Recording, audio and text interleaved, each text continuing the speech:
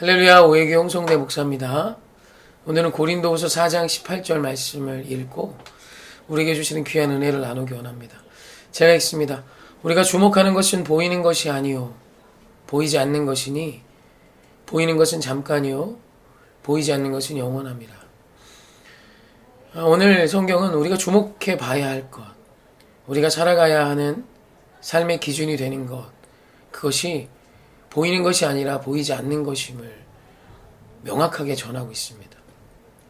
세상은 보이는 것으로 살죠. 그래서 대부분의 많은 사람들은 자신의 역할에 목숨을 걸고 삽니다.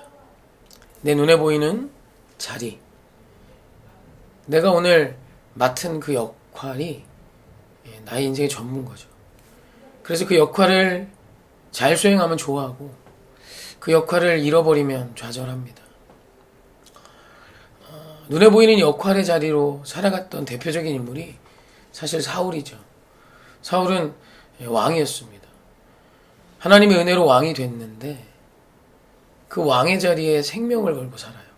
역할에 생명을 걸었던 것이죠. 보이는 자리에 목숨을 걸었던 것입니다. 그랬더니 그 주어진 자리에 위기가 찾아오고 어려움이 오자 하지 말아야 될 짓을 하기 시작하죠. 평생을 왕이었음에도 불구하고 왕다운 삶을 살았다기보다 시기와 질투심, 또 그릇된 일들을 행하며 하나님이 기름 부어 세운 자를 죽이다가 인생의 마침표를 찍은 인생이 돼요. 무엇보다 아버지인 제 입장에서 가슴 아픈 것은 그 아들 요나단에게조차 인정받지 못하는 아버지로 살다가 갑니다. 그런데 그에 반해 다윗은 어떻죠? 다윗은 역할이 아닌 하나님의 마음에 합한 자였던 다윗은 본질로 살아요.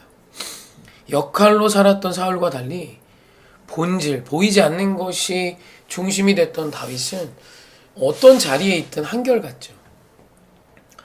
왕의 자리에서도, 그 이전에 양을 치는 자리에서도, 8형제 중에 막내로 태어나 그 부모님조차도 스스로를 버렸다라고 말하는 그 가정의 상황에서도 다윗은 한결같습니다. 하나님의 돌보심과 주의 택함받은 자녀라는 이 본질을 붙들고 본질에 어울리는 삶을 사니까 어떤 자리에서도 빛날 수 있었죠.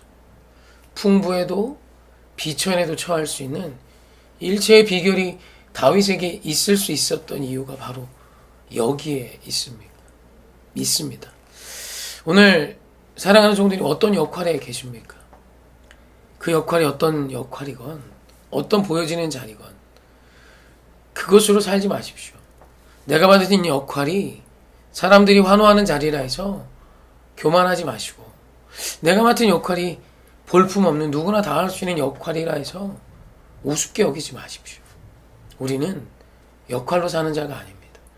눈에 보이는 것으로 사는 자가 아니라 본질, 보이지 않는 것으로 사는 거룩한 주의 자녀임을 믿으며 오늘 하나님의 자녀의 원세를 주신 그 본질 앞에 충실한 저와 여러분이 되기를 주님의 이름으로 축원합니다.